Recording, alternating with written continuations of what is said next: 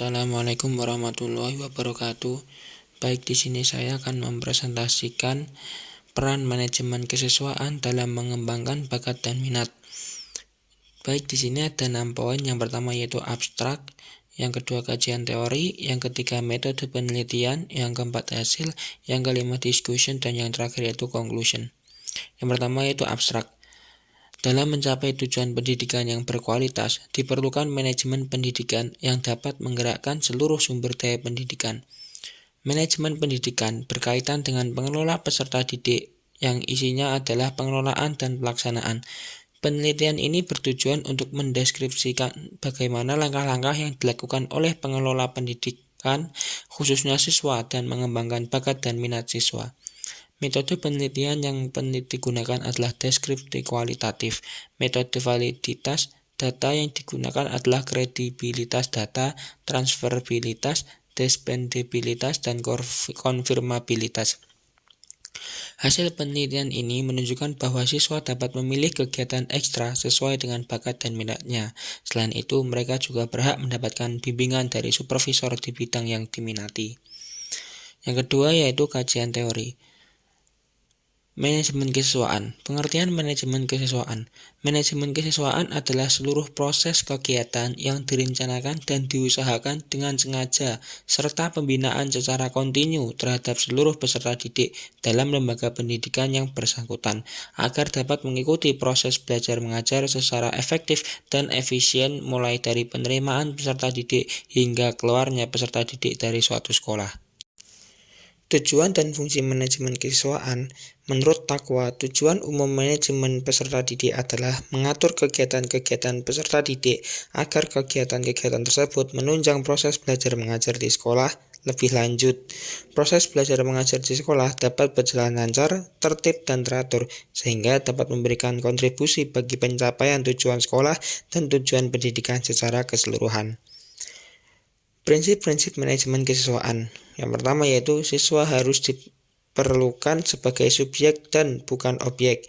Yang kedua, keadaan dan kondisi siswa sangat beragam, ditinjau dari kondisi fisik, kemampuan intelektual, sosial ekonomi, minat, dan sebagainya.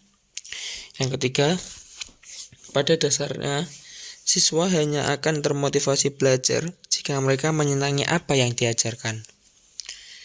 Pengembangan potensi siswa tidak hanya menyangkut ranah kognitif, tetapi juga afektif dan psikomotorik.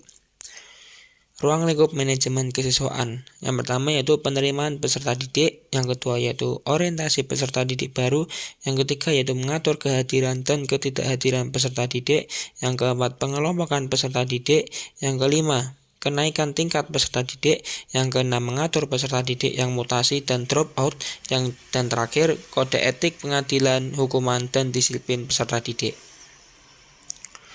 Pengertian minat dan bakat. Pengertian minat. Minat adalah dorongan yang kuat bagi seseorang untuk melakukan segala sesuatu yang menjadi keinginannya. Minat merupakan faktor yang dapat mengarahkan bakat dan keberadaannya, merupakan faktor utama dalam pengembangan bakat. Kata minat lebih menggambarkan motivasi yang memengaruhi perhatian, berpikir, dan berprestasi. Pengertian bakat. Bakat dapat diartikan sebagai kemampuan bawaan, sebagai potensi yang masih perlu dikembangkan dan dilatih agar dapat terwujud. Bila disebut juga sebagai achievement, capacity, dan aptitude. Jenis dan pendekatan penelitian. Penelitian ini termasuk penelitian pustaka atau library research, yaitu merupakan penelitian yang memanfaatkan sumber perpustakaan untuk memperoleh data penelitiannya. Teknik pengumpulan data. Metode pengumpulan data yang digunakan dalam penelitian ini adalah menggunakan metode dokumentasi. Teknik analisis data. Teknik analisis data setelah penulis melakukan pengumpulan data, kemudian dibaca, dipelajari, dipahami, dipilih, dan dikumpulkan serta dianalisis. Maka pada tahap berikutnya telah menyimpulkan berdasarkan data-data yang telah dikumpulkan dan dianalisis tersebut. Poin selanjutnya yaitu hasil. Hasil penelitian menunjukkan bahwa minat bakat siswa yang masih sangat kurang dalam proses pembelajaran dikarenakan adanya sebuah kesulitan dalam menerapkannya pada diri siswa. Jadi sebelum guru memulai atau melakukan proses belajar, ia harus mengetahui minat dan dari siswa tersebut.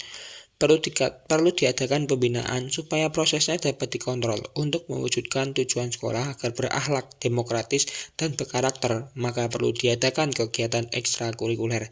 Dengan kegiatan tersebut, bakat dan minat siswa dapat dikembangkan lagi dan dapat memperluas hubungan siswa dengan lingkungannya. Selain itu, siswa juga dapat menyalurkan bakat minat mereka melalui kegiatan yang telah diadakan oleh pihak sekolah.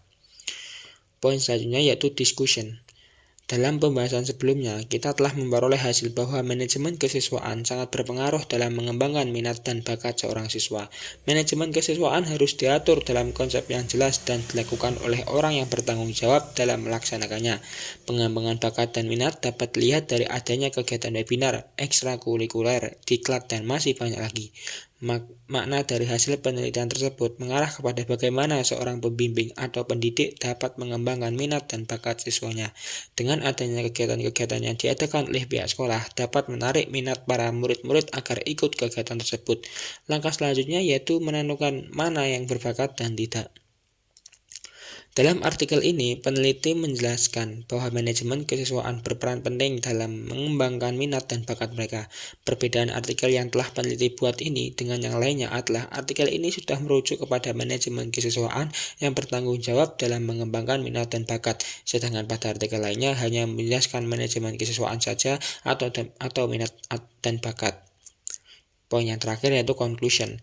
Pelaksanaan manajemen kesiswaan tidak hanya dilaksanakan oleh waka kesiswaan saja, akan tetapi dengan cara bekerja sama dengan pihak lain, yaitu waka kurikulum dan waka BK, dan ternyata dapat berjalan dengan baik. Tugas manajemen kesiswaan meliputi perencanaan kesiswaan, penerimaan peserta didik baru, pengelompokan peserta didik, kelulusan dan alumni, kegiatan ekstra kelas, organisasi siswa intrasekolah, dan pembinaan disiplin peserta didik baru. Dalam meningkatkan kedisiplinan belajar, manajemen kesiswaan harus mampu mengembangkan bakat dan minat dalam diri peserta didik. Baik, itu saja yang dapat saya sampaikan. Kurang lebihnya saya mohon maaf. Wassalamualaikum warahmatullahi wabarakatuh.